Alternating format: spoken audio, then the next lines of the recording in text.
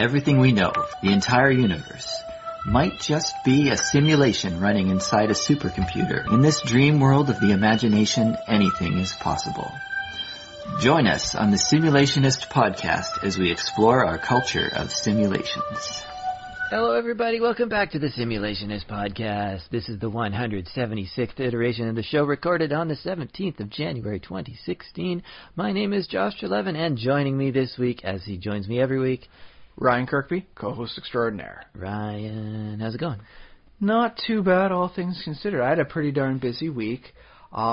Unfortunately, it was marred by a little bit of bad news. What? Little bit of bad news? Okay. Well, it was pretty big bad news, but it wasn't like I really knew the people who passed away. Not like personally. Oh, we're talking about in the news. Yes, celebrities. 2 celebrity deaths this week, due to cancer. I believe it was for both of them, which would make 3 major celebrity deaths this year due to cancer. So it's like, oh, cancer, you're killing me, buddy. Okay.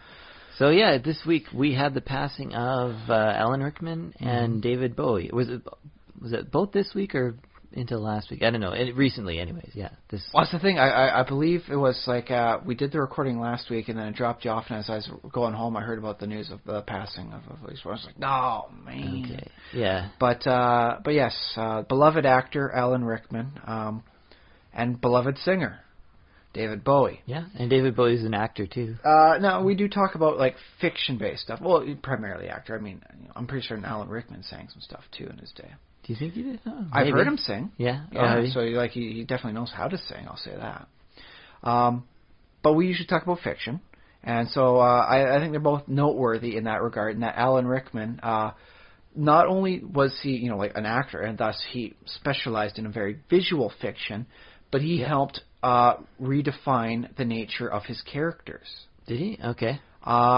Snape was not going to be the Snape that he became until it was him playing it. Well, I would say that, I was thinking about this the other day, though. I would say that Alan Rickman is particularly suited to play the character of Snape. He was suited to it, but he added extra depth that J.K. Rowling found especially wonderful. He gave feedback, and it was just a nice positive feedback loop that wound up creating like an almost runaway character. He improved that character.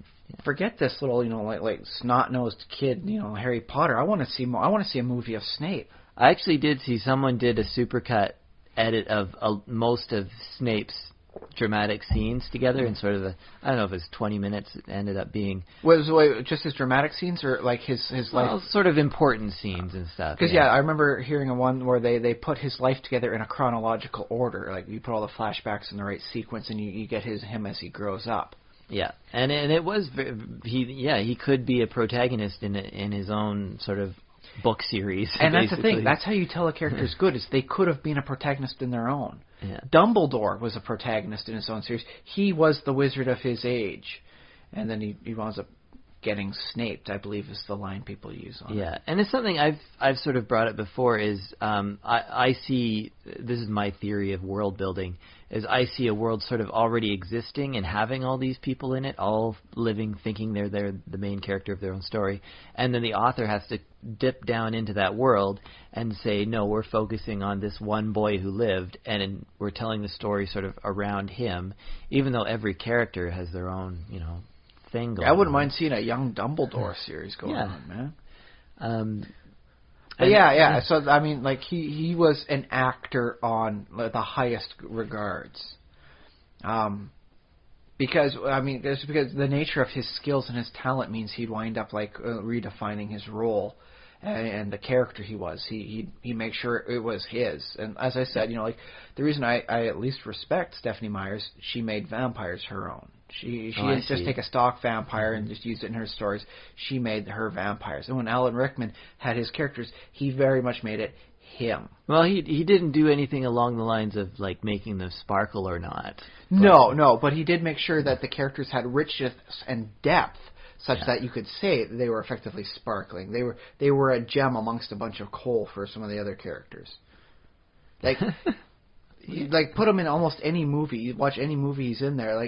Even in the Hitchhiker's Guide to the Galaxy, he played Melvin, the depressed robot, right? Yeah. he wound up making that an amazing character, a character you want to see more of. And not every actor can do that. That's a very great talent he had. Make the robot interesting, yeah. Make a depressed robot entertaining and interesting. He wasn't even like an action robot, too. He was just kind of like a walk-along robot. He still made it interesting. Mm-hmm. So that was sad. David Bowie, I think, is even more related into fiction in this regard, because he came up with his like concept album with Ziggy Stardust. Mm-hmm. And I think that's wonderful, because like it was good music. Go and listen to it after you're done this, man. Just go hit YouTube up, man. I won't insert it here because I figured, like, in editing later, I figure people can go and find it on their own. Hit up YouTube. Go to the iStore if you want to buy it, sort of thing. Buy it before you try. But it was like a concept album, and it was fiction, and it's always nice to remember. If you're fiction, you don't need to do it like at a role-playing table. You don't need to do game and interactive. You don't need to write it in a book. You can sing your fiction. And there's something wonderful about that. It's in all styles you can make your fiction happen. Yeah. So maybe you're not the best at writing a story, but you can sing. You can sing like Johnny B. Good. Which, by the way, is a fiction story on that one, too. There was no actual Johnny B. Good. Yeah. Well, what I like about it's Ziggy Stardust, and I see this in Marilyn Manson a little bit too, and I even see this in Lady Gaga, is that they take this idea of stardom and stuff that you don't normally see, and that it's such an alien existence in like becoming a rock star or whatever it is. And a lot of rock stars like take that and they create a persona that looks kind of like a real person. Yeah. Like Taylor Swift looks like a normal, she's doing everything she can to make herself look like a normal 20-something person going through life, and to some extent she is, but also she just sort of ignores this whole insane world of like what it's like to live in showbiz and to sort of tell these lies and stuff. Whereas people like your David Bowie, your Marilyn Manson, your Lady Gaga, they're like, no, we can use exactly the same tools to tell this like fantastical story, like wear weird clothes and makeup and stuff, and just sort of display and celebrate how strange it is, and to have these people in the world that sort of everybody sort of circles around, is like wants to get closer to, and everybody's like eye of the storm. Yeah, I mean that's celebrity. Yeah. Right. So yeah. I mean, like, it just heartens me so much. I didn't know them personally. I can't say I was the biggest Alan Rickman fan, or like, dude, I had the posters of David Bowie everywhere.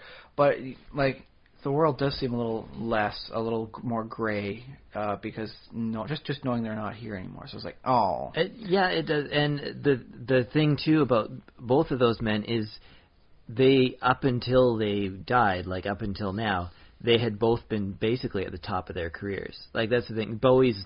The record he just released was like his best yet.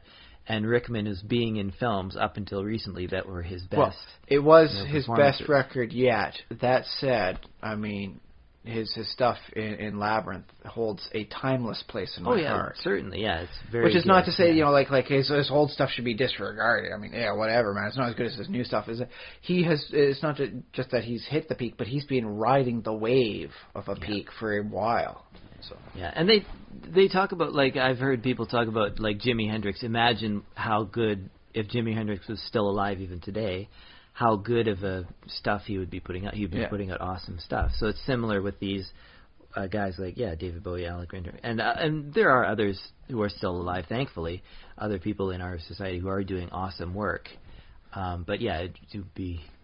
But that's the thing. If they're going to be doing awesome work, they have to do their own awesome work. There's never going to be somebody that's going to wind up like, I am going to be the David Bowie impersonator, and I shall become the next Bowie.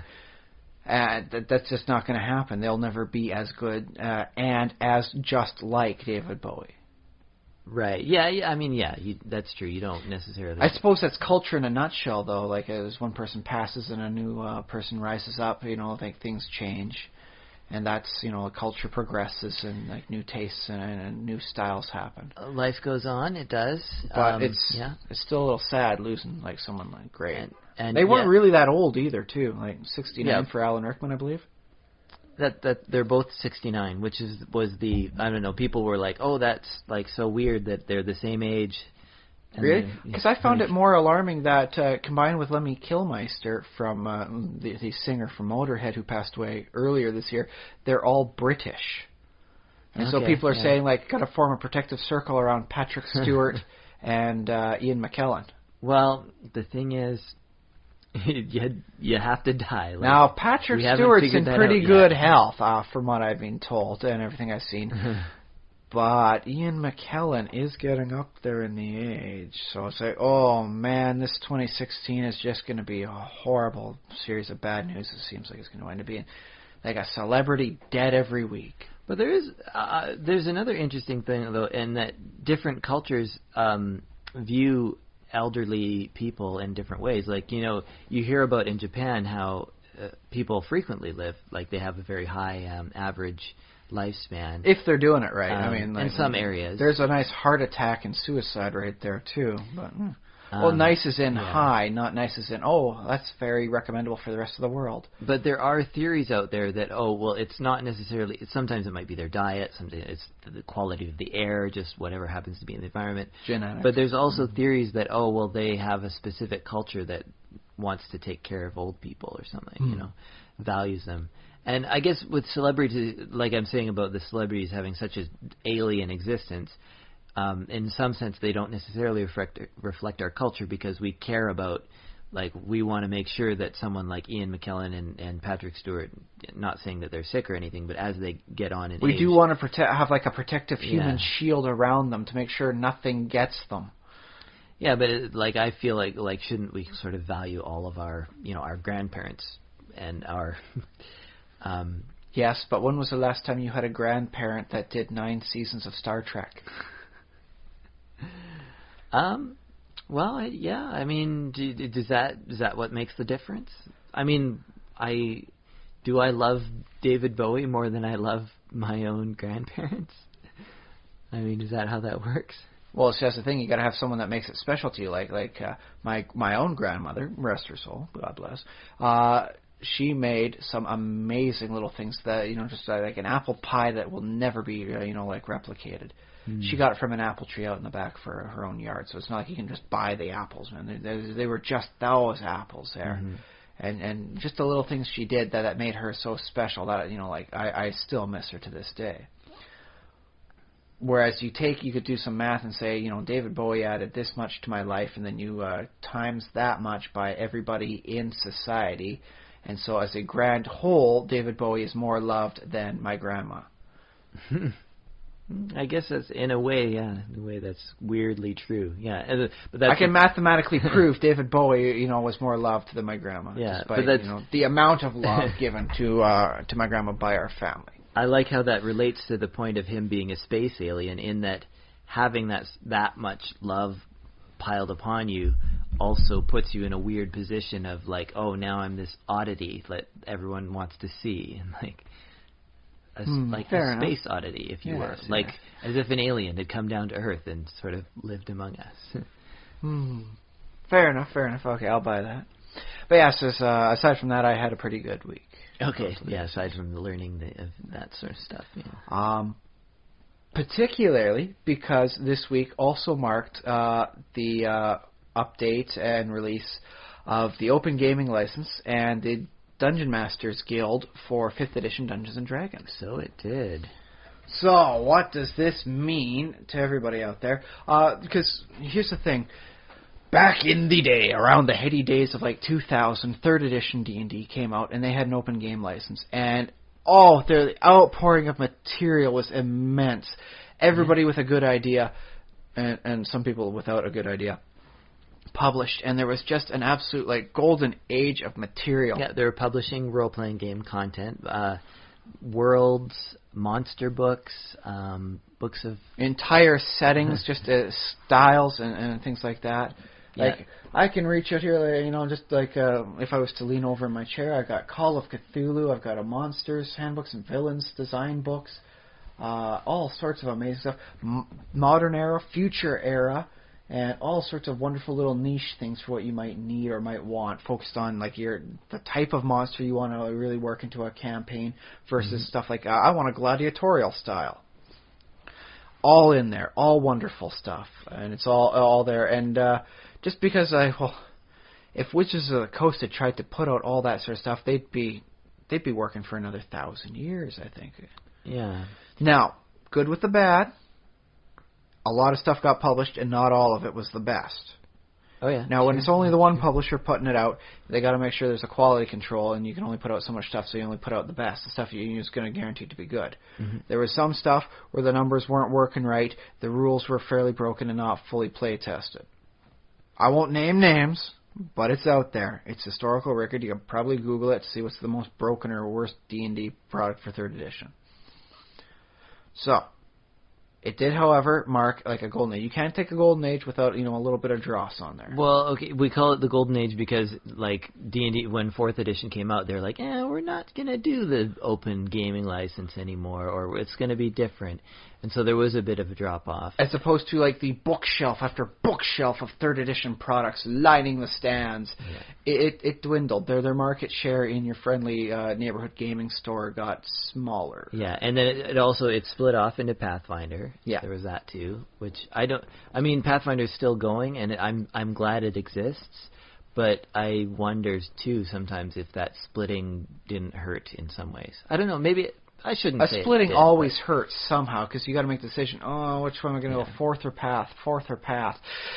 And because not everyone has enough money to afford both, so you got to make that decision, and that always hurts, even a little bit.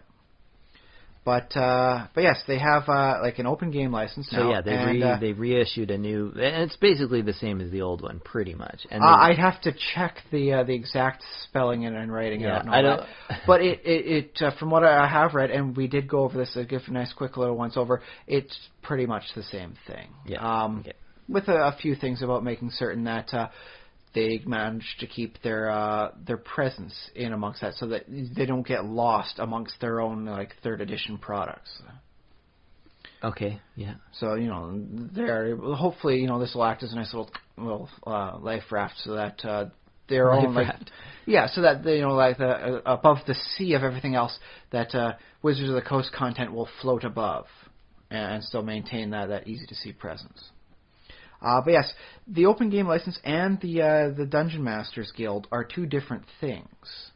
Right. So this is a new thing that came out from Wizards recently. A new idea or concept or thing that you can do is the Dungeon Masters Guild. And what I think is just an amazing thing here. See, each one does. They have a little bit of overlap, but by and large, they're two separate things. Like, if you want to design content using 5th edition rules for Dungeons and Dragons, you can use either of them. There's nothing stopping you from making your own monsters, making your own spells, and all that. And you can publish, right? Not what are necessarily. It's designing content, and this publish in this case would be for monetary thing. Yes. Well, you can do that anyway. If you go to Reddit and all that stuff and put it out, you won't get sued for designing your own stuff and putting it up on a Reddit feed. Yeah. So that's okay under both. Don't worry about that. In this case, publishing would refer to like PDFs and money exchanging hands sort of thing. Yeah, which is how we do it nowadays in the future. Yeah. Well, if you want to publish your original campaign world using the 5th edition rules, that's not for the DM's Guild. That's for the Open Gaming License. Okay. The DM's Guild is meant for Forgotten Realms or realm neutral sort of stuff. So if you're gonna I have a nice little city I call Karnatha.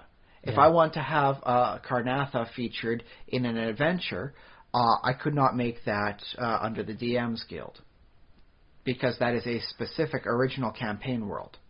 Okay. So that has to be Open Game License. Well, hang on. Okay, so what if... According to their checklists they're starting they got here. I don't think you're reading that right. Because what if I decided to make an alternate plane that exists within the Forgotten Realms, and connect it to the Forgotten Realms world, or just even make a city it might if it's original campaign stuff, it would have to be Open Game, and if it's featuring Forgotten Realms, it'd have to be DM's Guild. So you can't hook your original stuff onto like an established thing. Now, it says Forgotten Realms as an example. I imagine as they develop and rework their campaign worlds for 5th edition, that will include the Dragonlance, the Dark Sun, the Eberron, the Greyhawk, fingers crossed, the Spelljammer. And from what I've seen from the open game license, it does appear that the Planescape will wind up being in there, at least as an ambient feature. So this is another thing that they've mentioned on the site, that is that currently the DM's Guild is limited to Forgotten Realms. Yes. But they also said that and in the future it is possible that they might expand it into other Wizards properties, such as the ones you mentioned. Yes. Okay. How much work they've done on those other campaigns is yet to be, well, that really too, yeah, shown. because in 5th edition they've only published so much, and it's still a new setting. It takes some time to come up with quality. Right. So yeah, it might wind up being that neutral content would be perceived, at least right now, as original campaign content. So Forgotten Realms specific stuff has to go under the DM's Guild. You can't publish Forgotten Realms under the open game. Yeah, that's true. Forgotten Realms is limited to the DM's Guild, but I think what you said that is not necessarily campaign true. Neutral. Yeah, if you made just a generic adventure that didn't necessarily go Forgotten Realms or any setting, you could still publish it under DM's Guild. It's not like it's required to say this is Forgotten Realms. But I believe it would make it assumed that it's a Forgotten Realms sort of thing. I don't know, because that's the thing is I'm going to have to read up on the DM's Guild and what it entails and what it all mentions. That's going to require a lot of fine reading and deciphering some legalese. Yeah, but according to the checklist, if it's original content, it's got to be open game, and if it's Forgotten Realms, it's got to be DM's Guild. So if it's content neutral, as to where, or campaign neutral as to where it would fall under, it might have to defer over to the open game stuff unless it's explicitly mentioned as No, I think that's wrong. I'll have to check on that one to see how it works. No, I think you're just reading it wrong. But let's move on to the next thing. So yeah, we'll have to check up on that one there. Everything else is basically DM's Guild. If you want to market it in the D&D online marketplace, which is the dmsguild.com, dmsguild.com. Yeah. It's got to be DM's Guild. It can't be open game stuff. You right, can't and publish your open game. Again, this is a special tool that they've just come out with recently, or even a storefront. It's basically a storefront. Yeah, yes. Where they will sell the adventure that you made to consumers, to buyers. Whoever wants to buy it. And there's not necessarily a guarantee that anyone's going to buy it, but theoretically they could. Put it out there. And they will take a cut of the profits, and they will give you a cut. From what it is you get half, and then they and what was it? They had a specific name for the company that's doing the work on that one there. One Bookshelf is the name of the company that has got the storefront, the DM's Guild.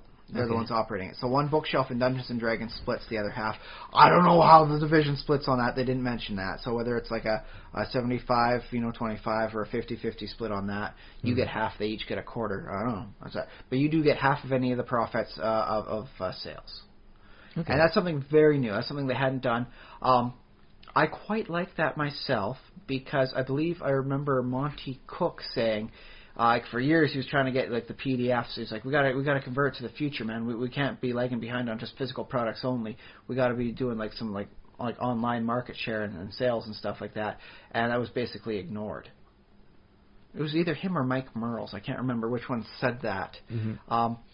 But it is nice to see that they are listening on that concept now. It's like, okay, we're featuring this, it's up here and all that, and we're getting a cut. So that way they don't have to worry about oh geez, people bought the 3 books from us, the 3 core books and then nothing else. And how are we going to make any money to make ends meet for every quarter? Mm-hmm. This way, if you provide good stuff for them to sell, you get some money, they get some money. Yeah, and I think it makes sense because they're also providing you a service because they're giving you access to, sort of a website marketplace and infrastructure. Is the big thing. Yeah, a store for you to sell it at. But if you didn't meet that criteria, you still have options also. Yeah. It's just I believe RPG Now, RPG Drive-Thru, they'll do stuff for OGL content. Yeah, so you can sell it on other sites. You could even create your own website if you wanted, or even just. What? you could. Well, that's it. If you're going to sell it on your own website, that's kind of redundancy. You can just say, hey, this is my website. If you want to buy it, go over to this website, and purchase it there. Yeah, I suppose. Yeah, then you can get into different ways of selling it. It's kind of like reinventing the wheel, I think. But mean, it's not stopping. If you want to do that, go for it. I think you can even do that sort of with a Kickstarter type deal too. Oh, yes, that'll work. Yeah. Or even Patreon or something like that. Yeah. The content that's on there will be rated by the players and all that, so there will be feedback. So if you do good and you get 5-star reviews and all that stuff, that will help propel your name up towards oh hey people have heard of this guy. He produces this good stuff, or she. I don't know who's listening out there who's putting it, but yeah, I've heard this name before. They produce good stuff and they get really high ratings. Yay! Yeah, that's a good. But now this is comparable to basically what already exists on. We've talked about RPGnow.com. Or drivethrurpg.com or whatever it's called. And there are people who just upload, a small little thing and 2 or 3 people download it and they're 3 or 3 people rate it. So you could still kind of put it up there. You don't get a lot of attention for it. But I suppose, if you do something really great and it gets buzz on message boards and in the community and on podcasts such as our own or all of the other wonderful podcasts that you can listen to. That is, by the way, one of the interesting things about what's being put up on the DMs Guild website. It doesn't necessarily have to have a price. As I'm going through there, I have seen stuff, pay what you want, and some $0, 0 cents. Oh, interesting. Okay. So you can put out some stuff for free. Yeah. In which case, hey, I think, I can afford free. Can you afford free? I think we might be able to do some ratings on that sort of thing. Maybe do a nice little side podcast. Say, I like this. I looked at this. I found this to be really well done. Yeah. So, yay. Oh, maybe a side project. I have to talk to you about that because as podcasters, we have special access to some certain game companies. So hooray, yeah. So, that'll be very nice. We don't even have to necessarily worry about only looking at the free stuff because we might occasionally I think it would be quite nice if they're providing it for free to us. They're doing a generosity. The best we can do is generously, receive and give proper critique. No special favors. We can't do that. We're going to have our integrity about us. Well, I'll have to talk to you off the podcast because I do have a company in mind that. But here's the thing: that's now an option. It's all open for us now. So it's not just the people playing it; it's the whole community around becomes enriched by it. Yep. So hooray! That's wonderful. It's nice to see a company that cares about the community it is at the center of. Yeah, and I guess this is the other thing. We haven't really made the case on this podcast about OGL, but we're both very much in favor of the whole idea of an open gaming license, similar to the open software licenses that we know about Creative Commons and stuff like that. Now that I know there's going to be PDFs out there, I'm going to be looking up the free GIMP software and how to use it properly. Yeah, exactly. So this whole idea of open gaming is I've always been on board with that. I've always liked it, and I'm glad to see that. I find it a very good fit for something such as Dungeons and Dragons, which seems to encourage creativity and thus bring out a lot of homebrew stuff. Yeah, and I don't like that it took so long with 5th edition, but now that it's here, I'm like, okay. I think I can see it on a tactical standpoint for marketing. You get out there, you establish this. We got there, our tyranny of dragons. We've got, demon lords in the Underdark sort of things. Yeah. Now that we've established ourselves, we've shown you all the awesome we can do. Let's let some other people come in and play. I guess I'm not gonna 100% agree with you, but I do remember in 3rd edition that some companies beat Wizards to the punch. I have a campaign setting on that one. The Creature Collection and the Scarred Lands campaign setting. I loved it. Well, it is good, but also I wonder if Wizards was felt a little bit threatened by that. Not that I don't think they should have, but I think that's possible. Well, let's put it this way: if you can try and exploit something in D&D, you're going to find a group of people who are going to try and do that. That's, since there have been message boards, there have been people figuring out ways to exploit a system. So I don't find it surprising that as soon as an open game license came out, whereby you could jump the gun and release a monster book product before the monster manual got put out, someone was going to do that. That's just knowing your customers, right? Yeah. Yeah, but that said, it did have some oddities. I have the original non-reformatted one. It does have stuff like undead oozes and Avatar as a an outsider subtype. Which I still think that could It's kind of it'd be an interesting rules variant. Yes. I think it's quite interesting on that one there. That said, if you want more playability, I do recommend getting the revised Creature Collection for 3rd edition. It has all the craziness smoothed out into proper 3.0 format style. Yep. So, there we go. Okay. But yes, I think about it like this way, though, is it's like a singer, and all that. The backup people come in after the singers got the stuff, and they help to supplement. You and I, if we were to produce, some stuff under the DMs Guild or, OGL, it would wind up being like a backup singer to help enrich a song that is being led by the Wizards of the Coast. Okay. So does that help, make things feel a little bit better for you as to why they took so long before the stuff came out? Plus, they want to make sure they did it right. Wizards does have a history of trying so high and trying so hard, Gleemax, and failing so completely. Well, I mean, no, because that your analogy doesn't work because a wing go up, a wing go up, a wing go up, a wing go up in the jungle. See, okay, backup singers start first. Okay. But I'm talking more on the pop formula sort of thing. You get that one singer start up, and then you get your chorus going with your people in the background. I don't know. Hey, a metaphor only works so well. It can't cover perfectly. Nice try, but... Okay, fair enough. Okay, now here's the last bits on the website list that they've got as to what qualifies under the DMs Guild. And this one caught my eye, and we talked about this before the podcast started, and we found it to be very, like a knockhead sort of thing here. DMs Guild, and not open game content, will be considered for additional publication by Wizards, considered for inclusion in digital games, and be considered for inclusion in Wizards marketing. Yeah, that's an interesting reservation. I don't expect them to use too much of that necessarily, but they put it in there just in case they do. I think it might be the same thing as like Facebook saying we have the right to utilize any photos you put up on our marketing. Yeah. So like, this is an iconic family, get together, and it's so nice that everyone in the family could see this photo afterwards instead of having to print out and physically send all these photos. Let's put this up here to show the benefits of having your family in Facebook with you. Yeah. And so I think that's what they intended for. A lot of people got really pissed. How dare they own my pictures? Blah blah blah blah blah. Yeah, and that caused people a didn't big like that. kerfluffle. Well, and I still have friends that won't put anything up of their kids on Facebook because then Facebook would own my kids. It's like no, you give me headaches. I love you dearly, my friends, but oh my God, I just want to smack you with a wiffle bat. I mean, I don't know if we can get into the entire thing for that, that. we will need to definitely read into exactly what rights you might wind up giving up by publishing through the DMs Guild. Yeah, and the other thing is, like, you can own, in the terms of copyright law, you can already own the copyright for other reasons, like maybe you've published it somewhere else. Well, it could be like property versus mineral rights. My dad has the property right to the 9.5 acres he's owned for the last 30 years, but he doesn't have the mineral rights, so he can't go mining on the property, although he's allowed to drill for water. So after a certain point in time, in depth, mineral rights take over. Okay. So in this case, publishing with the DMs Guild would likely be something similar. You get the money back on this, but if they want to mine it for all it's worth, they get the profit there. Yeah. Haha, how's that metaphor? Well, that's better. Yeah. And then that sometimes it might seem a bit problematic, but again, and on some level, this is something you're signing into or signing up for.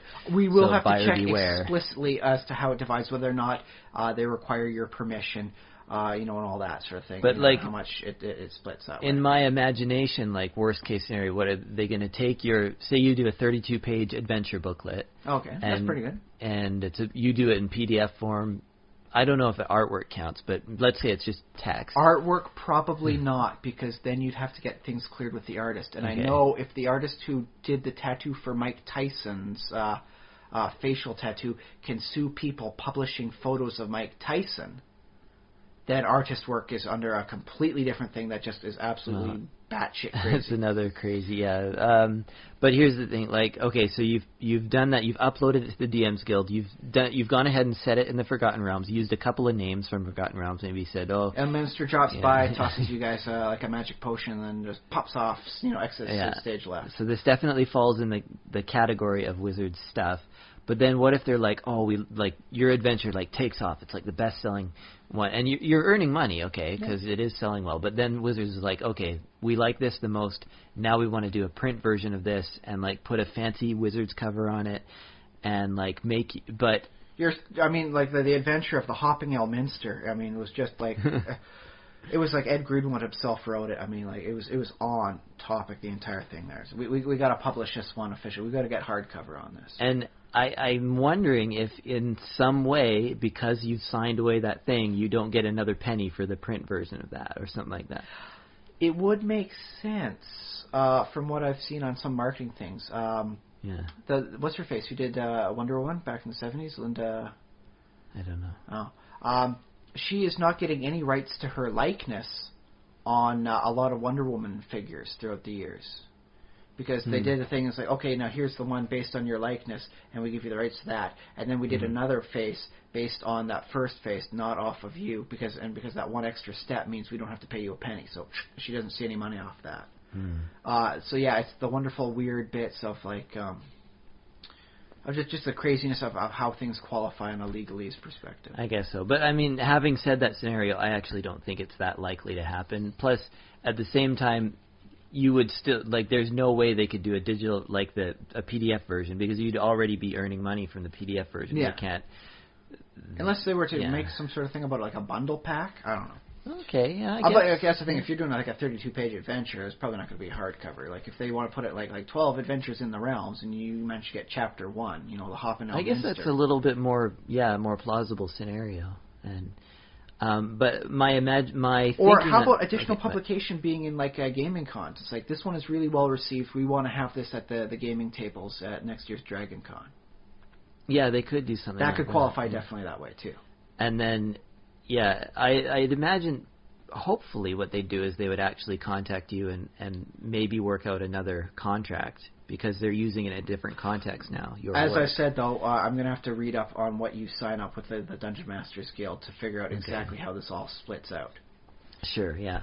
And the other thing, I didn't... I think this might just be a proviso just in case. This is the farthest of outside shots. Your adventure was so good, we want to turn it into a digital video game. You're going to be on the Xbox One, baby. Yeah, that too. Yeah. And that's a very fine feather in your cap for future publishing. Yeah, it would be. Yeah, to have something, on Wizards of the Coast. I am wondering, though, we're talking about it as being a long shot, but I imagine, they might go ahead and choose, just as a matter of in trying to reach out to the community, they might specifically do something a little bit like the setting contest. Do you remember that? Yes. Oh, I loved the concepts that came through my brain. Nothing as good as Eberron. I hold no ill will against the winner there. It was hands down better than anything I came up with. So congratulations. Yeah. But yeah, they might actually just pick, somebody who's pretty good, and probably somebody who already has a few writing credits, maybe not necessarily Wizards, but maybe writing in other areas. And maybe that person will see what they have to deal with as far as still owning their content or whatever. Additional publication might also mean reference in the Dungeon or Dragon online magazines. I have been told when the open game license came out, it became a lot more difficult for them to get free submissions for their Dungeons and Dragons physical magazines. Oh yeah, sure.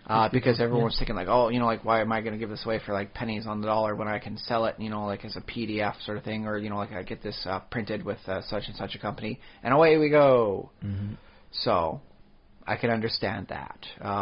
This way that they can keep putting out here's the cream of the crop for all those people that are signed up to the digital magazine. You effectively get this content for free.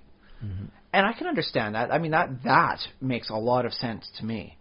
And that way, the people who pay for the Dragon magazine wind up getting 3 free adventures a month off of like the DM's Guild site, effectively, picked from the cream of the crop as picked, by like the Wizards of the Coast staff. That seems fine. That seems good. I'm okay with that. I always did want to get myself published in either Dungeon or Dragon. So, yay! I guess the other thing is, they can't decide to just give your adventure away for free or anything like that with it, because if that's poor marketing. If the DM's Guild is what you say, it allows you to set your price on your adventure that you've written, then Wizards can't just suddenly say no, it's $0 for our subscribers or whatever. Well, that's the thing is it won't be $0 for the subscribers. It'll be like, we have taken 3 adventures from the DM's Guild, and we've published this additionally into the the Dungeon magazine, and that's what you get for free. Yeah, because you're subscribed to the Dungeon magazine. I know, but or online zine as it is now. I guess that's the thing. Like, if you're popular enough, you're probably already earning a fair amount of money. That's a comfortable amount, hopefully. If your PDF does really well, I'd imagine that's probably the most lucrative writing job you can get compared to the others like that pay, you're saying like a penny a word or whatever like that. If you have a runaway hit on the DM's Guild or whatever, you will get quite a bit more value out of that, because you're being paid every issue, every time someone downloads it. Yes. And that would turn out to be quite, more than you would ever get from contractual work with Wizards. Unless they want to contract you out for something, in which case do both, right?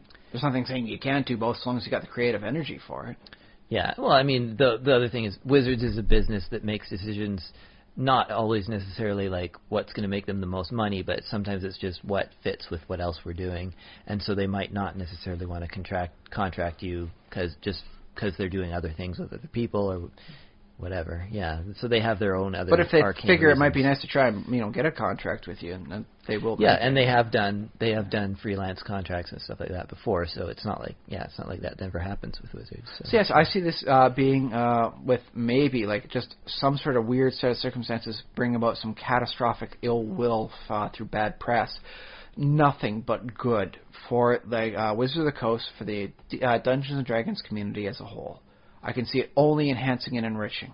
Yeah, I don't. I'm gonna have to check the internet out and see if anybody's got like major criticism of it. But yeah, I don't necessarily see a downside. I think they're doing it right. I think it's good that they have a 2-tiered approach with the open. Very interesting open, on that too. And then the one where they can so that creators, if they can't work with the one, then they can work with the other. So. Well, the thing is, it speaks to me of wisdom. There's the old thing like Ragu commissioned a guy to figure out what's the best recipe for our spaghetti sauce, effectively, right? Mm-hmm. And he came back and he was supposed to say it's like this sauce, and he says it's none of these sauces, and yet it's all of them. The best solution was because some people liked it chunky, some people liked it soft, some people liked it spicy, some people didn't like it chunky, some people didn't like it soft, some people didn't like it spicy. His solution was you come up with more different types. That way you get each portion of the market that wants it that way. And so now I think Ragu, if you go out and you check the aisles, they've got something like at least a dozen flavors in most markets for all the different sauces they've got. Mm-hmm. And so the best solution was not one solution, but multiple. And this speaks of that. It's not like, okay, the open game license is all you've got and it's this or that. It's nothing. Otherwise, Dungeons & Masters Guild, open game license, you've got your path. That's wisdom. Yeah, well, I mean, by that logic, are you saying there's like dozens of other ways to do it? Or? No, in this case, well, I suppose you could try and get published under someone else's, like a house license and all that whatnot stuff. Okay. But the best solution was not one solution, but 2. Yeah. So that way you can fix the problems, and separate things out as you so see fit and decide to. And I think that's a great solution. So yes, that speaks of a high wisdom score amongst the staff there, right. Or maybe just the legal department. Depends on who came up with the idea. I mean, hopefully, this company has been in existence for 20, 30 years. How long? Longer than Magic the Gathering. Probably 20. And I do believe they still have some employees from back in the old TSR days. Yeah, so hopefully with all that combined age and wisdom, hopefully they've thought about it a little bit. I mean, and well, they got a chance to see exactly how things worked with 3rd edition, and they figured, Yeah. okay, this wasn't working well for us, let's tweak it this way, and I think this will do better for us. Bada bing, bada boom. Yeah. So I guess that 4th edition downtime for no open game license actually helped them out in the long run. Gave them time to sit, think, and wonder how things fell out. Well, I don't know. Like, I think, imagine like how awesome the whole gaming industry would have been if 4th edition had been more smooth and more like open and. It would definitely have helped 4th edition. I'll say that. I think what should have happened is digital tools should have taken off, and there are like what is Roll20? They tried digital tools. That's one of the things that they tried so hard and wound up not working out. There was some nice ideas about like a digital like where you could play remotely with your friends, as long as everyone's hooked up through the whatever website, and then we move it around, make your rolls for you, and like the dungeon would be set up ahead of time. They bit off way more than they could chew. Yeah, but now we have Roll20, I know, and I think there might be a couple of other ones that are kind of up there. And you can do Google Hangouts. You can do what's the Google Hang? Well, YouTube has a version, or is YouTube Google Hang? No, YouTube is Google Hangouts. And the best part though is what I find of it is that as soon as it came out that day, I had my friends. I used to go to the Realms of Evil website. I was a big contributor there. I was part of the Realms of Evil games. Didn't get anything published from them. They had some other stuff that they won, and then 4th edition came in, and everything just kind of settled down and collapsed. But as soon as it comes out, they're all thinking about it now. They're all talking about it now. So it's like, well, if you guys want to really put your money where your mouth is, like I think I have a creative ounce of energy to spare too. I'll see what I can do. That said, maybe I'll forego, like working as part of a group and, maybe do a little solo work. Who knows? Yeah. Oh, and the other thing is, speaking of digital tools, I don't know if D&D content has ever necessarily been something that can be converted to digital, aside from just the fact that there's information. Like, because an adventure contains, some characters, some monsters, like a map or something like that, which can be represented digitally. Like, you can put it, scan it, and you did a charisma check to see how much information you got out of the NPC. He gives you this much. Yeah. And so you give out these lines of text. Here's the dungeon. The dungeon has a layout, almost by design. But it's not necessarily a video game, right? It's No. not a responsive, thing. You need that intervention of the DM. Well, it works well for the hack and slash sort of campaigns, but it wouldn't necessarily work well for some of the other tiers of, like a D&D adventure. Yeah. Well, if you compare like Diablo to your the Diablo game to your typical D&D campaign, Diablo has so much more repetition than even sometimes people accuse D&D of being a hack and slash thing with all the not necessarily a bad thing. Fight 10 goblins, fight 10 more goblins, fight 10 more goblins.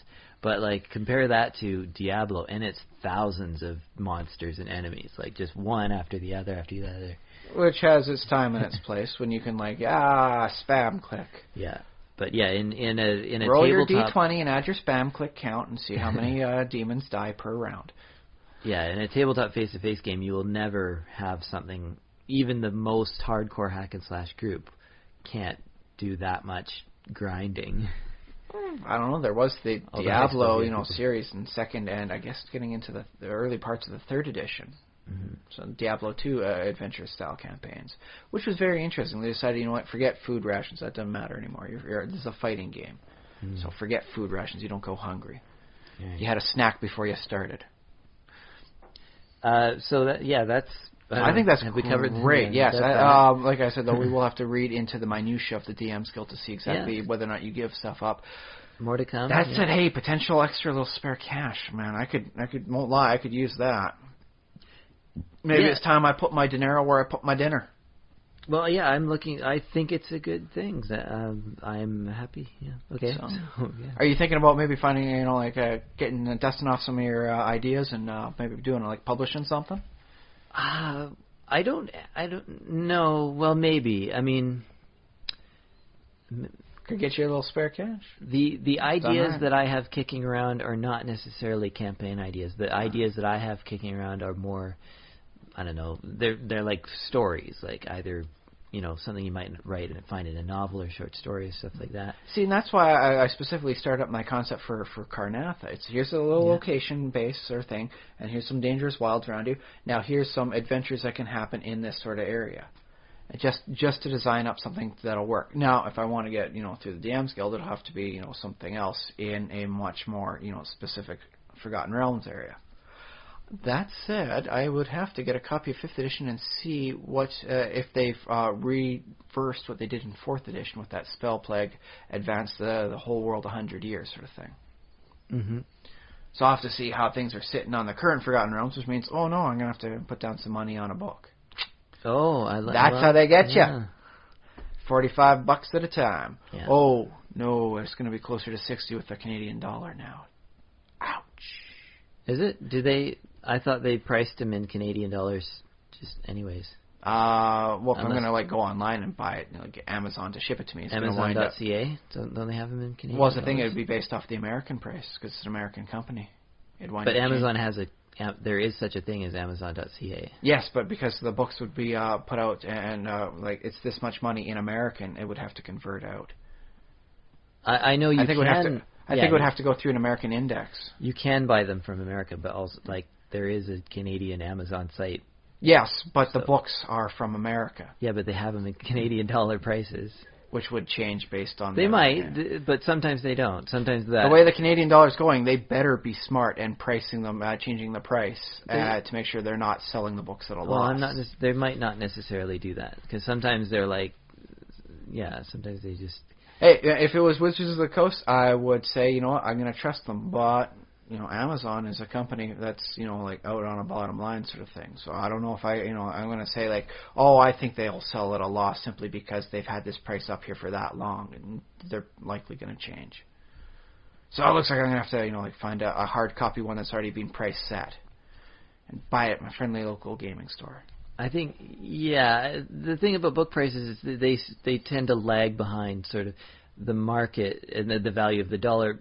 Also, they lagged behind when the dollar was more advantageous for us to be buying books, but they seem to change pretty quickly against us. Well, the thing is, they can't necessarily follow exactly the dollar, month by month, because this month it might be down, next month it might be up, and so it does. Well, based on the forecast, the way things are going, it could wind up being Canadian dollars 50 cents U.S. Well, yeah, and then I think I agree with you. At some point, they may change, Canadian pricing, but it's not necessarily a direct, following our dollar. But they're not going to always run it through a live update as to the conversion ratio. Yeah, exactly. But top of the month, I can see them updating every top of the month, checking it out. If the Canadian dollar keeps shifting around so heavily. Well, the other thing though is they print not all books, but they often will print the Canadian and U.S. price because the Canadian and U.S. markets are so similar. Or at least historically they have. Well, yeah, they'll do one printing for all of North America, and it's got the Canadian and U.S. dollar. If we have American listeners right now, they might have books on their bookshelf that have the price in Canadian dollars. Reach on over here. Yep. Let's see, what did I grab? I grabbed the D20 Modern Weapons Locker. Oh, I'm supposed to give this to my brother Adam. Whoops. Sorry, Adam. So what is it has only a U.S. price on that one. Yeah, we got defeated by random chance. $29.95. But yeah, that would have wound up being something like $35 Canadian at the time. Mm-hmm. And a lot of them do have that price on the back. Yeah, right next to the scan at the back. Yeah. So it looks like that's how they get the extra money off you if you're going to be in the DMs Guild. You got to pay that fee. Right. Guild fees, man. Yeah.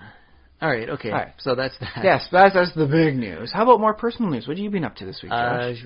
I'll go into what I've been doing. What simulations have I been running? Being a part of, or observed, or whatever. Yeah. There was another, Uvik Vikes did another show on, this was last Friday that I went to, and they told stories in improvised format, which I always, one of my favorite ways of storytelling. It was very fun. If we have listeners in Victoria, I recommend going. It's once a month, so the next one, it won't be till February or something like that. But yeah, I saw an improv show, and let me see if I can remember what stories they actually did tell. There was a weird one about some kindergarten kids watching a Dunkaroo that was on the floor, and they were tasting it, and then they had a reunion every couple of years, so they got back together when they were teenagers, and then again when Did they they taste the Dunkaroo every time? Well, the final scene, they were like all 50 or something, and someone ate it. That's good. That was the story of the Dunkaroo. I enjoyed that story, I won't lie. Gave me a giggle. And I wasn't even there to watch it. Yeah. I can't remember what the other story was that they told. It's just so absurd. So it's like, now we're janitors. Oh yeah, there was a story about these people who jumped off a roof and they never landed. Oh. Like the roof of a house, and the whole scene what they missed was just them falling through the air, and they were talking to each other about. That's not bad. I dig the concept, yeah. Yeah, but of course, yeah, improv is like, that's what they thought of at the spot, so that was the story. Not bad, I can dig it. Yeah, so yeah, that was sort of real, well, what do you call that? Yeah. Well, the thing is like live on-the-fly collaborative fiction. Yeah. I played some video games, I played a bit of Minecraft.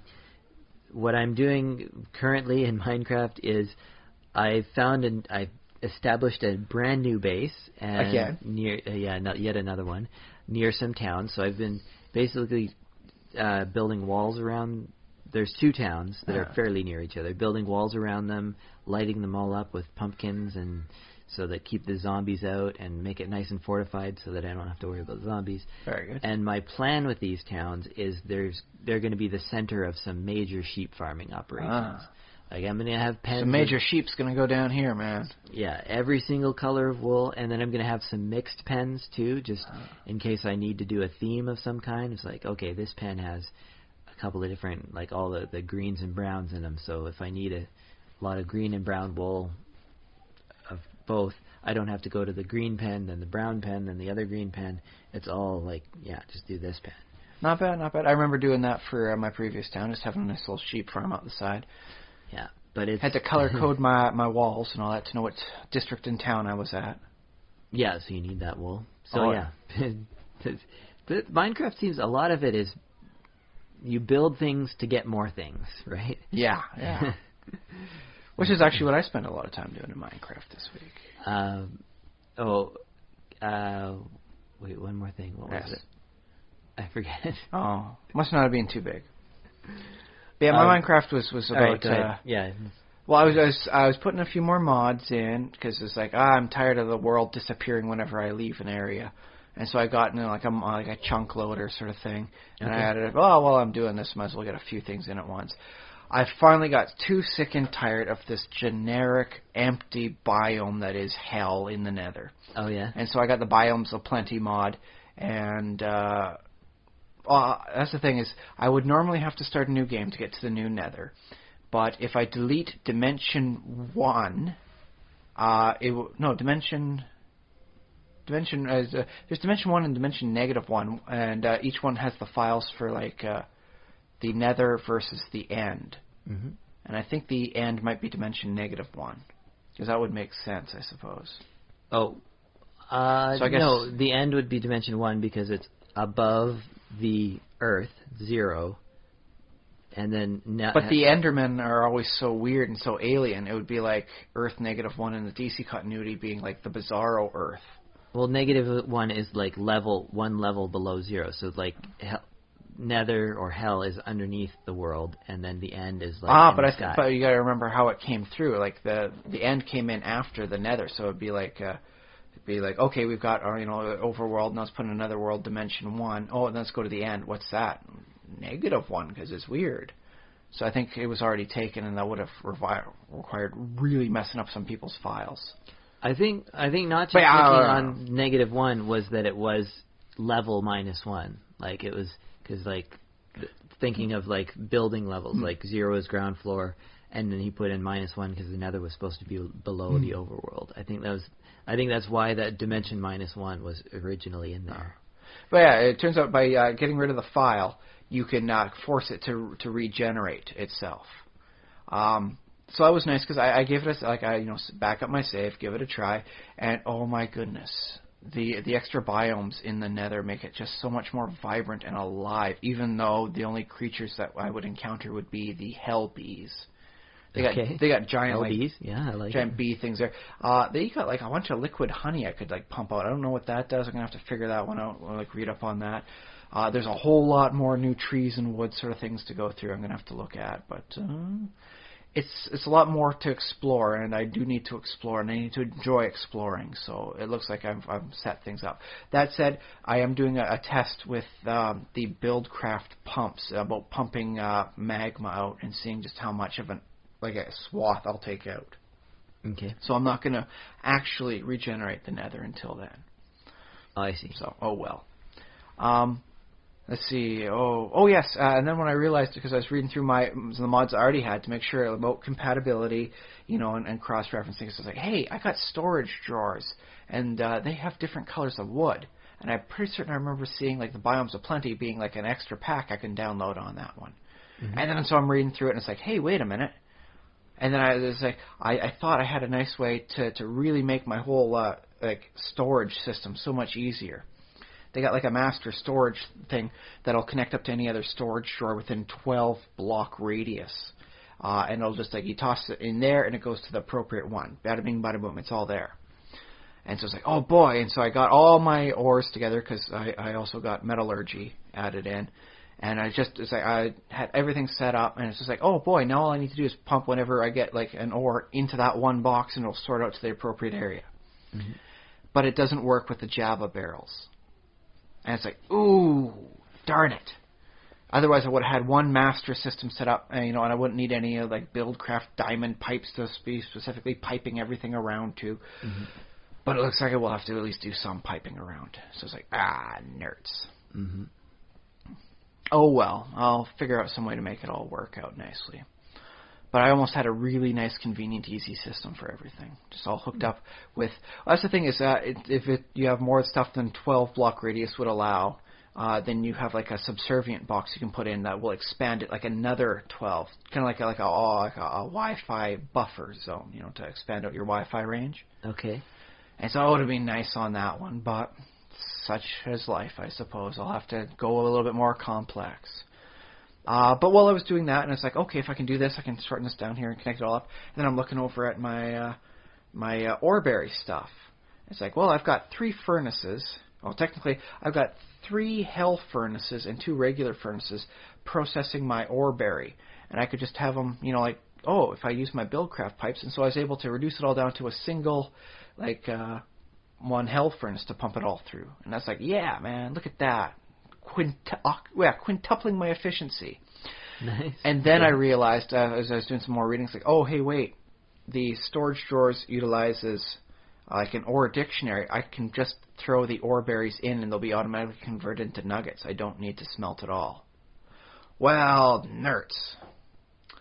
I don't think I will convert it out so that it all just pumps everything straight into there, because it seems a little bit more cheaty for my taste. You get the ore for free, but you got to process it, so it's going to cost you some energy, mm-hmm. which in this case is magic energy I've already spent. So it's like, okay, whatever, good enough. Okay. So I got a lot of stuff done, and worked up that, and oh my goodness, it's just the way things are going. I'm going to have to redesign a few bits and pieces here, and now that I got the chunk loader, it's going to be wanting to just load all the chunks up together.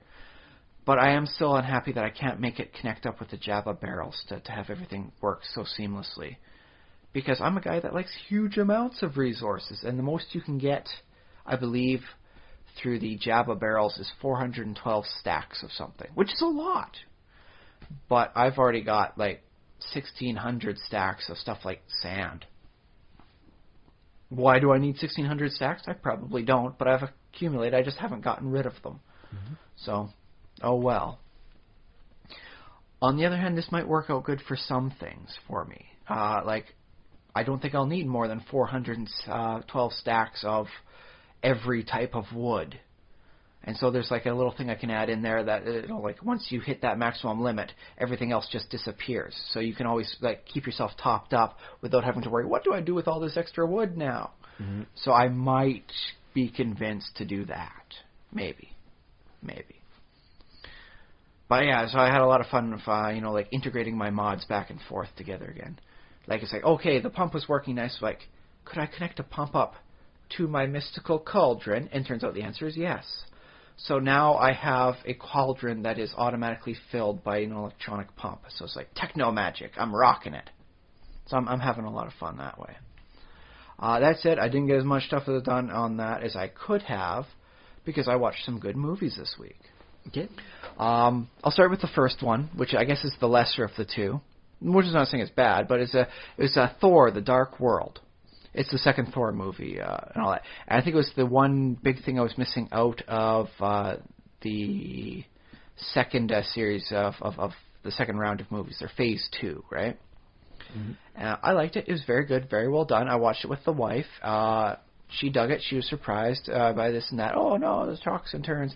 I dug the characters and everything going on there. And the best part for me was watching that end credits bit. Because they always do a nice little end credits bit on the Marvel movies, right? Mm-hmm. And it's like, oh my goodness, that was amazing. Are you going to spoil it now? No, I'm not. And the bit, that's why I liked it so much, is nobody has spoiled it. I didn't see anybody mentioning, like, oh, did you hear about that? Nobody tried to ruin it. Nobody made a point of tiptoeing around it. They just shh, nobody speak, don't say anything. Just whoever watches it gets to go. Otherwise, don't need to talk about it. Is that just because it's not as big as the other movies? I think, it's not going to, like, utterly shatter the entire Marvel Cinematic Universe.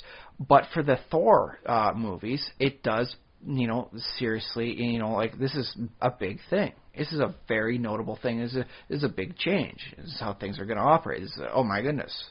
Like progression of the plot. And so, I was quite happy that everyone has decided to keep that little last moment twist secret and quiet. And it's like, thank you, everybody in existence. Thank you for not spoiling it. Oh, well, you're welcome. I haven't seen it. Well, you can always rent it from your local library. The other movie I saw, the better of the two, was Citizen Kane. It's only 70 years old. Finally got around to seeing it. Right. And oh my God, that movie was so good. When I went in there, to watch it, I was like, okay, it's on the top of all the critics' lists. If not at the top, it's in the top 5, sort of thing. So I was like, okay, I'm expecting a good movie, but everyone's put on their list, so maybe it'll be a little overhyped. But whatever, I'll still watch it. It's like, no, This movie got me in, brought me in, loved it the entire way through, and I did not feel like I had to watch it. I wanted to watch. And this is not a movie that I would normally watch. This is like regular people leading lives. Well, not regular people. It's like a rich man. There's nobody with a superpower in there? There's no superpowers. It's not a medieval fantasy sort of thing. It's not, anything crazy going on. It's not high concept. It's a solid story about a man's life. And it's like, oh my God. Like, I watched the entire thing and I loved it. Okay. Now, here's the thing. Like, I can't say there was one moral to the story. I think there was a lot of morals to the story. I see. Like, the main character, Charles Foster Kane, is a telling of his life. And here's a man who is so rich, he doesn't really need anything in his life. He decides to run a newspaper company that they had gotten in some foreclosing deal. So, I guess we own it now. We're going to shut it down. It's like, no, I think it'd be fun to run a newspaper company.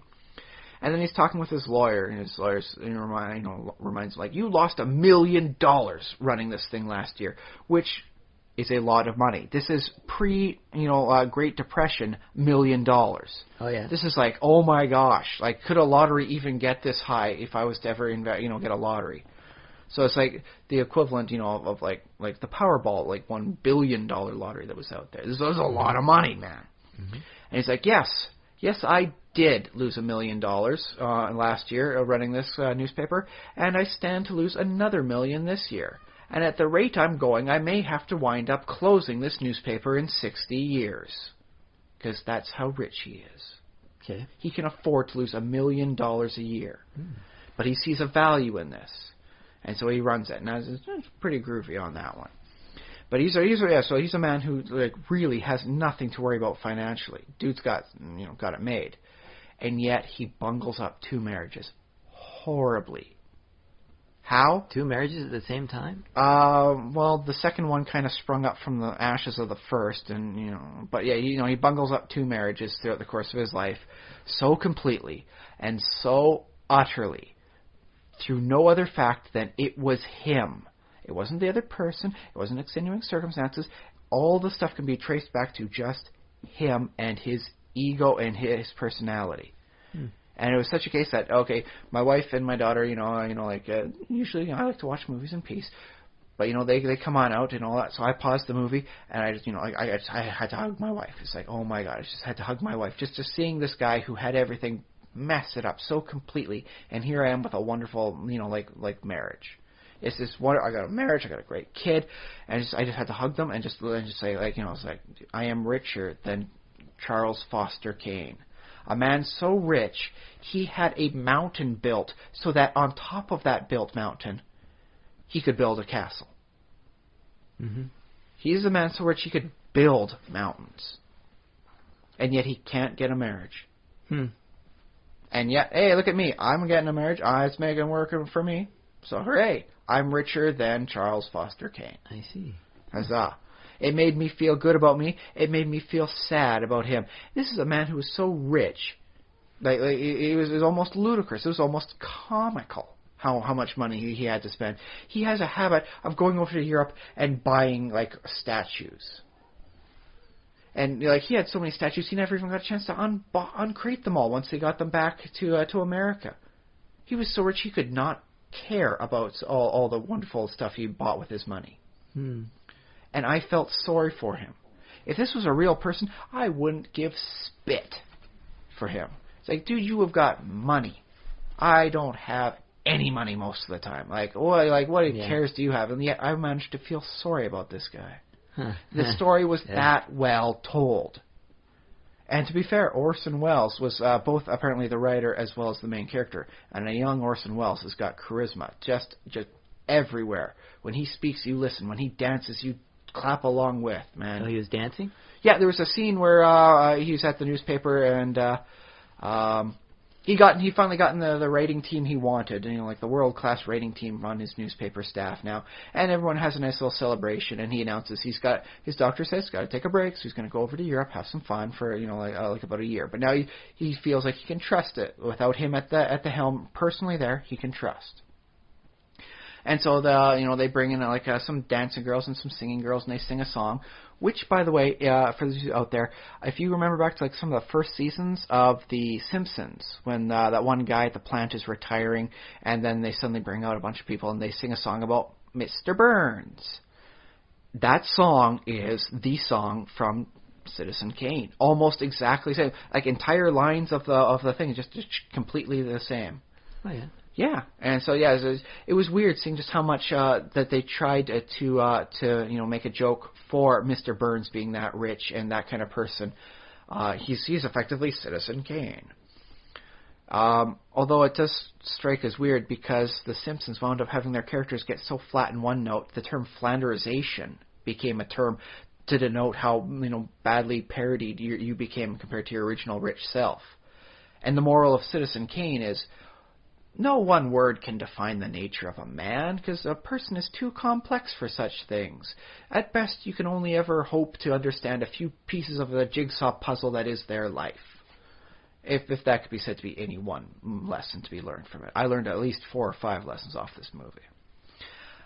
And they wound up trying to parody that in Montgomery Burns, and it wound up becoming a series that just became so flat. Here's the story of Citizen Kane about the richness of a human life and the complexity, and then they're trying to mimic it, and then The Simpsons winds up going so down the other route and flat. It's like, wow, man, wow, you really split off into some very different paths on that one. You probably shouldn't have tried to make any sort of jokes about Citizen Kane off that. Oh, okay, so you've mentioned before how you feel like when a film or television makes reference to another film previous, they see themselves as being lesser. Yeah, and you feel like that's the case with The Simpsons. Well, not necessarily. The Simpsons have been going on so long. Flanders, instead of just being the neighbor next door who's slightly better at everything than Homer, wound up becoming a religious, fanatic. That's all he is. He's the god diddly, worshiper doodly. That's him. As opposed to who he started out, he was a much more richer character when he was first appearing. He was just he was Homer, but better in all regards. And that's how you hate your dang neighbor. He's just better than you in all dang regards. And instead, he wound up becoming like, oh look, he's more religious than Homer is. Oh look, now it's just becoming his one note, religion. Okay. And that happened to a lot of the characters, in The Simpsons. And it wound up being that... well, it is a cartoon show, so in some But you ways... would think after 20-something years, they would have more rich and robust personalities to work with to tell more stories. That's the weird thing. Like, how does any cartoon last so many years when it's like the people literally, in the cartoon, literally don't age. They literally don't change. And, like, how do Well, you that's the thing. Their personality changes. You got entire seasons of jerk-ass Homer, as the internet likes to call him. Okay. And so you could make a statement. Homer Simpson has become a lot softer over the years than his original rough character was. And that could be both completely false and completely true depending on where you started watching Homer. Yeah. And so, he's varied a lot throughout the years. But he's not the, I work at a power plant and I'm trying to be a nice, dad sort of thing, as opposed to, I drink and do crazy antics sort of Homer. Or I'm the jerk-ass Homer that gets everybody into trouble. And so I find it almost like weird how they even tried at any sense, at any point in time, to connect themselves to such a rich movie as Citizen Kane. Yeah. That said, I'm pretty certain they didn't know how things would be going in the next 20 years around, season 2. So I'm like, okay, I won't begrudge them on that. I just find it weird that they wound up like Citizen Kane being so rich and them being so flat. But yes, I gotta say, this is a movie I recommend everybody watch. Like you will. Okay. You will not feel bad. You do not feel compelled to watch it. Feel glad that you got a chance to see such a good movie. Yeah, if you haven't already watched it, and it's a good movie. So at some point I will. If I'll have to. Rent it from your library. They got 2 copies in the local Victoria system. Yeah. So there you go. No excuse. Well, heck, I did renew it for an extra week. If I can trust you to return it to one of their locations. Well, no, I'll just get it later on my own. But it's that good a movie. If I could trust you to return it on time, I'd clearly let you have it underneath my my name and Well, yeah. But I gotta say, it was just such a relief to know that the movie wasn't overhyped. It if it was released now, it could it would put some people out of the running for Oscars. Oh yeah. Okay. It could win against modern day movies. Yeah. I had more fun and learned more about love in this movie than a dozen of the summer's best romantic comedies.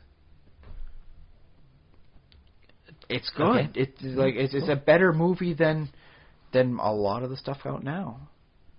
If they want to talk to you about love, now I say it's like no man, I've seen love. I've seen love lost, and I've felt it. I felt it deep. You gotta bring me up. You gotta get your movie up on this game to me. I can't go back down anymore. Oh, I see. Yeah. And once I was done with the movie, I turned it off and was like, oh hey, what's on TV? And then there's a commercial for the movie Straight Outta Compton. I'm like, that's a movie, and Citizen Kane is a movie, and yet they're so very different. Because Straight Outta Compton's telling the story about the dangerous nature of Compton back in the 80s. Compton's a much better place these days, apparently. Much more rich, diverse community, and a lot less crime. So hooray! Congratulations, Comptonites, on being able to reduce crime in your local area. But yeah, this is a story about Compton, when Compton was a dangerous place to be, man. And it's just it has so little connection to the movie I've watched, and there's so little I could compare it to. And that's the weirdness about just the sheer variety, what you can tell in a movie. That you could say, yeah, they're both movies, but that's what all they really have in common. My goodness, it's a movie that made me understand and try and see more richness and complexity in everything. Because that was I guess his biggest lesson, was there's infinite richness and complexity in everything. And you'll never understand every part of it, but you will be a part of it, and that's kind of magical. Huh. All right. Yeah. Well, at least that's what I got out of it. Like I said, I got 5 lessons out of that one. Sure. Yeah. The first one being like, stop what you're doing and hug your wife a little bit more and love. Love unconditionally, man. Yeah. Right. But I won't spoil anything, all the twists and all that, because and that's another thing that got me. As much as I've seen and copies and parodies and homages to it, there was still a whole lot that was never even mentioned in any of that. So I was like, okay, I've seen a lot of this stuff. I've seen the Looney Tunes do bits of it. I've seen the Tiny Toons do bits of it. I've seen it referenced here and there, and apparently there was even stuff that the Simpsons did that I didn't even know was a reference, but was a reference to it. And there were still huge swaths that were just completely untouched. It's too big a movie to parody it all. Wow, man. I'd like to see a comedy version or like a spoof version of like the Leslie Nielsen version of Citizen Kane. I would have watched the heck out of it. Alas, poor Nielsen's up there with Bowie now. Yeah. Just bum everybody out, but yeah. Well, that's okay. I suppose you could still go. Who's a really good actor these days? Oh, how about Bill Murray? Bill Murray could work, but I'm thinking somewhere younger, so that way you could play all the because Jonah Hill. I'm better because Orson Welles does the adult, Charles Foster Kane from like the first scene of him being an adult all the way up to like the final Rosebud, and he drops the the snow globes for a thing. Okay. So I'm thinking it would have to be a younger actor. Let's go Johnny Depp. Not too young, but he does have the sense of charisma, but not too much star power. So it's every scene you're only ever seeing. Actually, who's hot right now? Leonardo DiCaprio. Yes. No, it can't be DiCaprio, because one of the other movies I said to myself after I watched this, I also got to watch The Great Gatsby. Because apparently one of the morals of The Great Gatsby is, can a man be rich or can he be shallow? Or is it both at once? And it's something else from that era. So it's like, DiCaprio already got that role. Let's not have him hog all the roles from that era. So he's got his Gatsby. Right now. He's hot. I think he'd give very good role to it. Yeah. But let's go someone like Johnny Depp and have him do that. Because Johnny Depp's, he loves the good makeup sort of stuff too. He enjoys, playing a role to its full conclusion. So I think he'd dig that. Otherwise, we could take a very young actor and go someone like Daniel Radcliffe, who has the traditional acting on stage thing that got Orson Welles his skills. So let's say Daniel Radcliffe plays, Charles Foster Kane. As a comedy sort of thing. I wouldn't mind seeing that. Or the parody comedy version. So I wouldn't mind seeing that. But that said, I don't think there'll be another movie quite as good and as robust as that one in a very long time. Okay, cool. So like I give this one like 20 dwarves out of 13. I don't know where you're getting the other 7, but just have fun with that, man. This is from the Snow White, duh. Yeah, okay, there we go. Yeah. We'll bring in them too, man. Like this one hit everything, and it just is so well done. And like, there's one bit I remember seeing where it's like a man is reading from a manuscript to see the very early days of Charles Foster Kane. And which, was back in like the 1800s. So it's like, dude, you got to go really back in this like a guy's manuscript. So he's reading it. And then like it's the camera panning over his shoulder. And then it suddenly occurs to me, wait a minute. They didn't have Steadicams back then. To make motion stuff a lot smoother, they have gyroscopic stabilizers in most of the cameras these days. So that you can have the cameraman move around and pan without needing it to be on a track. So this one either would have had to be set up on a track very specifically so that it could pan and crane over his shoulder, so it would be like you walking up and being over his shoulder, or they made sure that somebody was so very steady with the camera you didn't notice the shaking of footsteps. But so the cinematography was amazing, the story was top notch. It's like, oh man, this thing hit every note. So yay! Cannot stress it enough. So a yay for Citizen Kane. 20 dwarves out of 13. All right. There you go. Plus the dragon and the hobbit. Yeah. Before we do one more thing, I wanted to... I wanted to plug Roll for Initiative next week. Oh, that's right. It does come up once a month as well. So, if you're listening to this podcast this week, anytime this week, like after January 17th, which is when we're recording it, uploaded on the 18th. But yeah, this Saturday is Roll for Initiative, so come on down. And then there's also going to be another one on the Wednesday, in case you can't make a Saturday afternoon one. There is a Wednesday. I don't know if it's afternoon or evening. I'm pretty sure it would be evening on Wednesday. Well, this will be a very interesting Roll for Initiative, because you can discuss with the organizers what role the DMs Guild might wind up having in their usage. Yes. As far as I'm concerned, it might actually, as a DM, I might switch over to 5th edition now because I have an outlet for that sort of thing. You have an outlet, and you also have a conduit. So it's like, okay, I would like to run, like an adventure thing, but I really don't have the time to create my own, and I don't want to spend the money on like a proper module and all that. So, hey, look, the DMs, guild.com has got a bunch of $0, 0 cent price ones. So I guess I'll snag one there, find one I like, and then roll some people through that one. Yeah, so that might. And also for this week, I'm probably going to be able to be a DM this weekend. It depends on how many people show up, if we have enough to fill up all the tables. But yeah, if we do and all that, yeah, I'm hopefully, so I'm going to get another taste at DMing, which I haven't done for about a year, because I did it at GodaCon, and then I haven't done it since then. Now I'm a little worried. You were at GodaCon, and that was the last GodaCon. Yeah. Like, what if you got a cursed touch, buddy? I don't believe in curses, but I don't know. Oh, okay. Well, hopefully it'll continue on for a long time with Roll for Initiative. In case listeners don't already know, Roll for Initiative is where it's sort of like a mini game convention. We have a few people get together, whoever shows up. It's not like a regular gaming group. It's more of like a bunch of groups, I guess. There's a bit of a fee on the thing to pay for the space. Yeah, there's a $10 fee just to show up and use the space, and it covers photocopying and materials and stuff. It's a fun time, and we play Dungeons and Dragons together. Or other various similar systems. Sometimes, if another table gets set up, they play a different game. The game I'm running will be 3.5. I'll give it, if any of our listeners happen to be in Victoria and are interested in it, my adventure is called In the Hall of the Beaver King. So there's a little, I don't know if that's a spoiler, but it's like... Is it a mountain beaver? Dire beaver. Oh, okay. Oh, there. Okay. Just making certain which kind. That's because apparently, if you want to create stats for it, it could go under, either one, depending on whether or not you're going to put your module adventure sort of thing in the Forgotten Realms. Otherwise, you'll have to put it under the OGL. Yeah. Giant mountain beaver.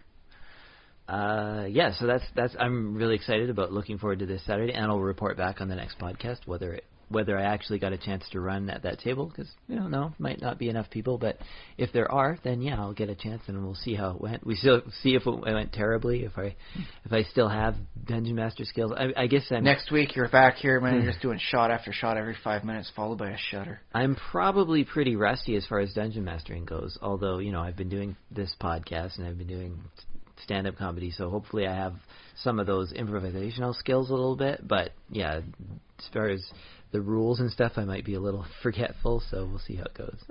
No problem. That's what the DM's shield is for. It's got all those quick, handy rules for you. And that's the other thing. As I've gotten older, and have more years behind me of D&D, I'm less concerned about getting the exact rules right. I'm more like, I'll just make a ruling and just say how it goes, and then if it's wrong after the case, I'll learn a little lesson and do it better next time. Remember one of Gary Gygax's older rules is, when in doubt, you've got 50-50 odds. Either you do it, or either you succeed or you don't. Well, yeah, if you're absolutely in complete darkness as to what might happen, but I've always found as a dungeon master, I always have a little in the back of my mind. I can think of what's the probability of this? I'll say, it's 80-20, or I'll set a DC 26. You want to swim up the waterfall? DC 50. Yeah. So I always, just because I have judgment, it never comes down to 50-50 for me. It's always... It is nice to have that as a nice background. I was like, if worst comes to worst, I'll just tell you to, roll if it's higher than half, and you did it. Yeah, but I rarely find that I always have an opinion, which in some ways it's like, oh, you always have a bias of how the adventure's going to go. I don't know. That might be a little. Well, what he's trying to do is pretty stupid, but it's also pretty funny.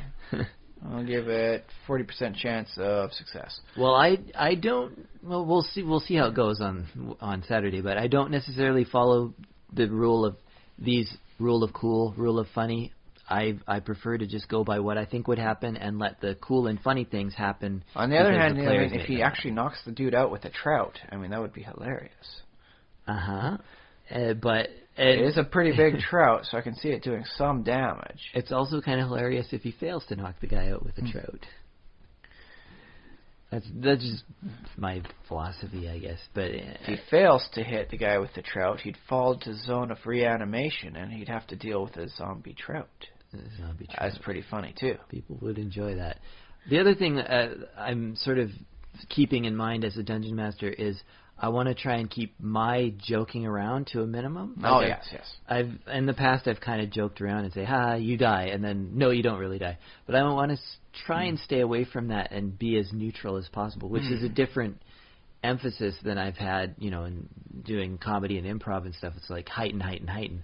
Whereas the dungeon master is more like, no, what would really happen? Like stay very level and boring, really, and let the not players necessarily always heighten the story, heighten the suspense. Well, let the players be the ones to take that initiative. Their actions do that. Exactly, and let them. Turns out the guy you're trying to hit with the trout is the king at the banquet. Yeah, well, yeah. If something like that comes up, then sure, yeah. Like, don't necessarily negate what the players are doing, or don't, turn the world against them. Unless they're trying to hit the king with a trout. In which case, the world's going to turn against them by the fact that dude's got guards. Yeah. And you got one chance to crack him with that trout, baby. That's the other thing as a DM is you don't necessarily pull punches. If they're like, no, I swing a trout at the king, well, his guards execute you on the spot. So you're dead now. Apparently you can make a flat bolt that looks like a guillotine, and there goes your head. Yeah, and then there's pre-gen characters, so like you're dead. Grab another character. Have I told you my concept for like a piercing equivalency for like ranged weapons to the Vorpal sword? Okay, no. Because the Vorpal sword like decapitates on a 20, right? But it only works for slicing. You get something like a bolt, piercing, on a natural 20, the head explodes. Okay. Like a gory 80s like horror movie. Yeah. Same sort of thing, same mechanics. You're dead either way. It's just this one, is a bolt of exploding. A bolt of head explosions. And I gotta say, like, that sounds a lot more satisfying than just chopping a head off snicker snack, man. Both could be satisfying depending on the situation. Sometimes you need to slice a head off, sometimes you need to explode a head, And that's why you have both. But I think it would have to only be on ranged weapons, because just having I've got a rapier with that ability, you poke him in the head and the head explodes like a balloon. I don't know. That way, you got to have range. So that way you get that nice boom headshot thing in. I mean, I think we have that. The reason we have that with bullets and stuff is because there's such force and impact, wound. And once it exits, that really does happen with like bullets and stuff. Well, the entry wound tends to wind up being clean because it's like something piercing in. But once you're putting the kinetic force shockwave, out, it doesn't go as clean through flesh and stuff. So spoiler alert: anytime you see a movie whereby like the bullet comes in and out equally clean, it's very unrealistic. I think it may depend on the size of the bullet too, like. But the kinetic energy always winds up dispersing. That's just the nature of the human body, so it'll never be as clean an exit as it is an entry. Yeah, but I mean, have you ever seen the Mythbusters where they shoot through things? Sometimes they shoot through the ballistics gel, and depending on the bullet, sometimes it'll go right through the whole cube. Yeah, and you'll always see that splatter at the end because it's pushing itself out as opposed to pulling itself into the wound. Yeah. It's a nice way of looking at it. But I mean, obviously in fantasy, what you would have, because Vorpal is magic, right? Yeah. So if you have a magic, like a bolt or an arrow, I guess that the magic would speed it up or give it an extra kinetic energy, so that it would do that whole explosive thing, which you normally wouldn't see until firearms, the era of firearms. Well, who needs firearms when you've got bolts of head explosion? Well, yeah, that's Yeah. that's how D&D is. Who needs firearms when you have a wand Fireballs, of fireball? yeah. Exactly. That's why they do. Now, if they only that. had some sort of item that could like utilize, like you hook a wand up into there and just point the wand and click, and it would automatically fire from it. Mm-hmm. Then you've got your equivalency. Then it's a ray gun, essentially. A ray gun that shoots fireballs.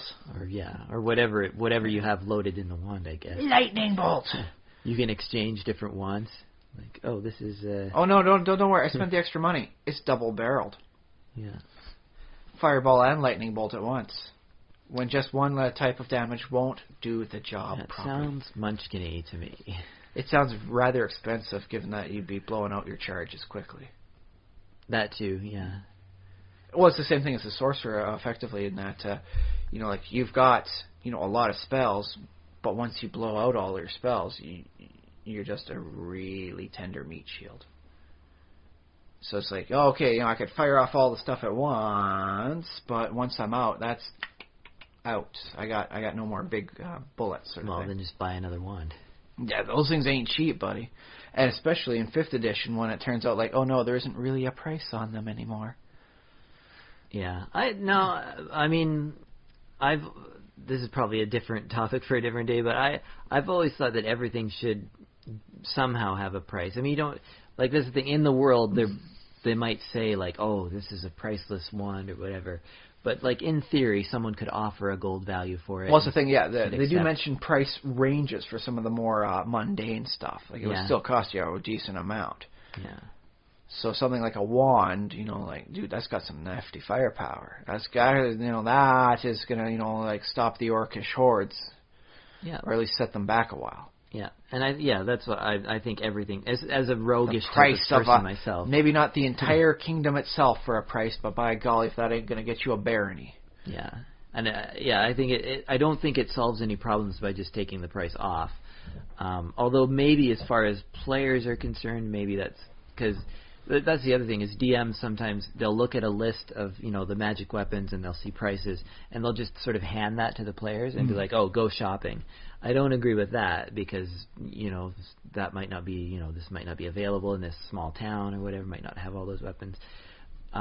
So yeah, I agree with the DM being like, here's a list of just stuff you could get and you can offer the shopkeep some throw an offer out there. Heck, I'm still unhappy at the concept of like going into a regular town and just buying a weapon off the shelf. It's like, yeah, that doesn't make sense, really. Well, from the medieval perspective, no, because I mean, like, every day you're not selling that forged weapon. There's a bunch of metal you could have forged something else on commission. Yeah. That said, the rules they had in 3rd edition for like making weapons, like a dwarven smith of like very low level with a few apprentices could crank out a weapon in a very reasonable rate. Within the span of like a few days for most weapons.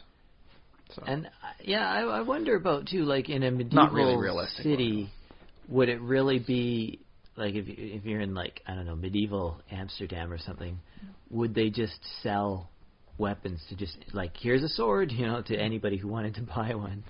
Off the yeah, you'd probably need some reference, and like a letter of allowance from the constabulary, if nothing else. Yeah, because I know like the nobles all carried a sword. Like that was part of your symbol of nobility is that you had a sword. Well, I mean, heck, you can go over to like historical Japan, where it was expressly illegal to have weapons unless you belong to the certain proper case. In which case, that's why you have stuff like nunchucks. It was originally like a little like a flail to like crack your wheat and all that stuff. Was all derived from farming tools. Yeah. So that way you say no, it's not a weapon. It's a farming tool. Yeah. So that's where a lot of the stuff comes from. But yeah, that was a little diversion. Do we still have time to get into Rick and Morty? I guess that's going to have to wind up being next week. We were going to do a review of what we've seen so far of Rick and Morty, because it's now on a station that we have. But that'll have to wait until we have 3 episodes under our belt rather than just 2. So probably next week and that'll be good. Just we'll have a few more things to review and talk about. Depth and see how the characters are, get more of a feel for them. But yeah, if our listeners aren't already watching Rick and Morty, It's an Adult Swim cartoon, so adult content. But other than that, it's a good show. It's not that bad for adult content, from what I've seen. It's definitely not true, something I yeah. want my daughter in here watching, But I've seen worse. Yeah. I've seen grosser stuff on South true. Park. Well, we'll see how well Yeah. where it evolves to and what we end up seeing on the show. All right. So how can people get a hold of us? Oh, right, social media. Facebook.com/thesimulationist is our Facebook page where you can post comments. You can like our page. And we do try and be on at least once a day, so you should be able to get about a 24-hour return on any comments. Yeah. If you have thoughts that you want to share with us as well as the entire world, that seems to be probably the best place to do it. There's also Twitter, of course. You can tweet at me at SpaceBoot1 is my Twitter handle. That's the numeral 1, not O-N-E. That's right, yeah. SpaceBoot numeral 1. And that's if you have a short little thought, you want to shout me out or whatever, or get a hold of me somehow, that's a good way. Tweet at me. YouTube.com/thesimulationist, also a place to post comments. And if you go onto iTunes and search us up, you can subscribe to this very podcast. Probably most of our listeners probably already are. That's how they probably get it. But if you aren't already, that's another place. And you can leave reviews. We'd super appreciate any reviews that you leave on iTunes for us.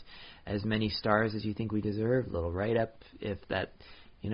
that would help us out more than anything else you could do for us. If you enjoy this podcast, that's what we need, is those iTunes reviews.